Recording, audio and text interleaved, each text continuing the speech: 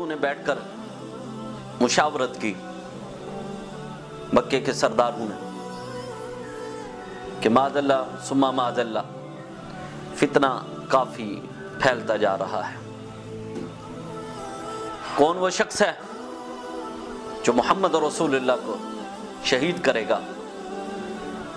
معاذ اللہ ثم معاذ اللہ، ہم اسے اتنے زیادہ انعامات سے نوازیں گے، یہ کچھ دیں گے، وہ بھی دیں گے، فلاں دیں گے، فلاں دیں گے، بڑا کچھ لالچ دی۔ وہاں پہ سارے بیٹھے ہوئے تھے، بڑے بڑے طاقتور بھی تھے۔ عمر فاروق رضی اللہ تعالیٰ کھڑے ہوئے، کہنے لگے میں کرتا ہوں، یہ میں کام کو سر انجام دوں گا۔ کہ ٹھیک ہے عمر، اگر تم کرنا چاہتے ہو تو ٹھیک ہے۔ عمر فاروق رضی اللہ تعالیٰ تلوار لی اور چل پڑے۔ ابھی تھوڑا سا آگے گئے ہیں تو ان کی ملاقات حضرت نعیم رضی اللہ تعالیٰ سے ہوئی۔ حضرت نعیم رضی اللہ تعالیٰ نے جب دیکھا عمر فاروق رضی اللہ تعالیٰ نے پوچھا عمر کدھر جا رہا ہے؟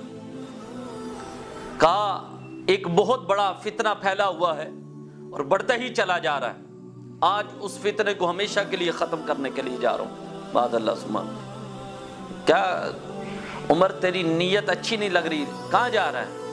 کہا محمد رسول اللہ کو شہید کرنے کے لیے جا رہا ہوں۔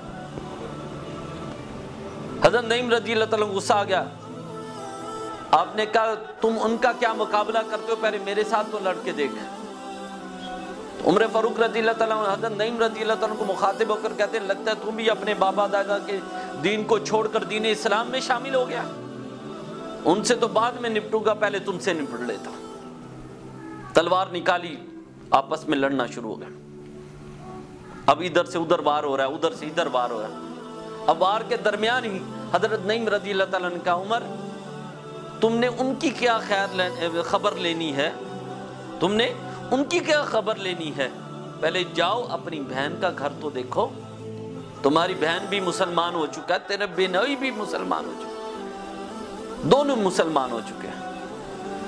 عمر فاروق رضی اللہ تعالیٰ چل پڑتے، سیدھے اپنی بہن کے گھر جب دروازے میں پہنچتے ہیں تو اندر سے کچھ پڑھنے کی آواز آتی ہے اور غصہ آتا ہے عمر کو، دروازہ کھٹکھٹاتے ہیں، اندر سے آواز آتی ہے کون؟ کہا میں عمر ہوں، دروازہ کھولیں۔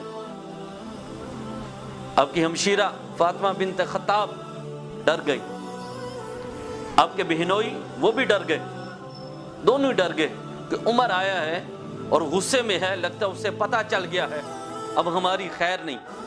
حضرت خباب رضی اللہ تعالیٰ ان کے پاس بیٹھے ہوئے ان کو قرآن پڑھا رہے تھے۔ حضرت خباب رضی اللہ تعالیٰ نے کہا کہ اگر عمر کو میرا پتہ چل گیا نا تو وہ تم پر بھی ظلم کرے گا اور مجھ پر بھی زیادتی کرے گا، لہذا میں چھپ جاتا ہوں، آپ ان سے ملنے بعد میں پڑھا لوں۔ وہ چھپ جاتے ہیں، آپ کے بہنوئی جا کر دروازہ کھولتے ہیں، عمر اندر داخل ہوتے ہی ان کو زور سے تھپڑ مارتے ہیں، مار کر کہتے ہیں کیا پڑھ رہے تھے؟ کہا کچھ بھی نہیں، اب مجھے پتا چلا کہ تم دونوں اپنے بابا دادا کے دین کو چھوڑ کر دین اسلام میں شامل ہو گئے ہو۔ اب اس پہ دونوں خاموش ہیں، ان کی بہن بھی خاموش ہیں، ان کے بہنوئی بھی خاموش ہیں، اب دونوں خاموش ہیں۔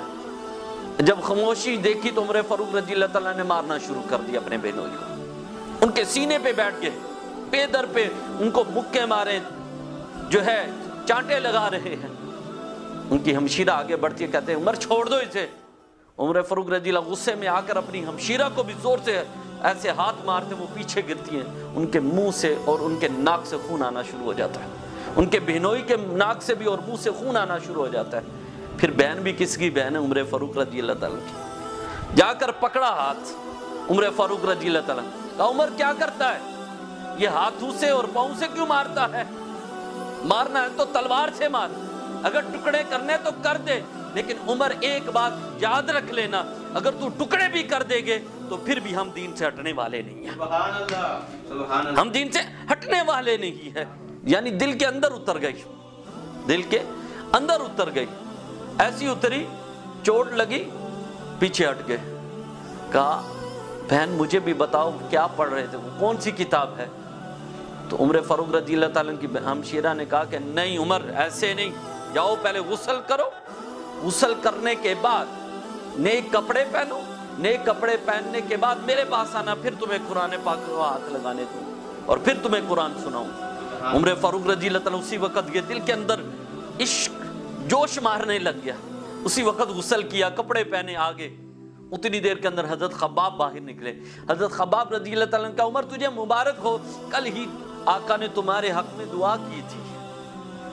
اللہ کے حبیب نے دعا فرمائی، اللہم اعز الاسلام عمر بن خطاب، کہ یا اللہ عمر کے ذریعے سے اسلام کو عزت عطا فرما۔ اللہ اکبر۔ عمر فاروق رضی اللہ تعالیٰ عنہ وہاں پر حضرت خباب رضی اللہ تعالیٰ عنہ ساتھ لے کر نبی کریم صلی اللہ علیہ وسلم کی بارگاہ کے اندر، ادھر حضرت میر حمزہ رضی اللہ تعالیٰ عنہ دربان تھے۔ کہا عمر کس لیے آیا ہے؟ اگر تو تیری اچھی نیت ہے تو آج تیرے لیے امان ہے، اگر اچھی نیت نہیں تو آج تیرا سر قلم کر دوں گا۔ میرے آقا نے فرمایا چچا جان آج چھوڑ دیں، آج عمر سر لینے نہیں بلکہ سر دینے کے لیے آیا ہے۔ اللہ اکبر۔ عمر فاروق رضی اللہ تعالیٰ آکے قدموں میں گر گئے، کہا عرض کی آقا مجھے کلمہ پڑھائے اور مسلمان کرے۔ میرے آقا نے انہیں کلمہ پڑھایا اور مسلمان کیا۔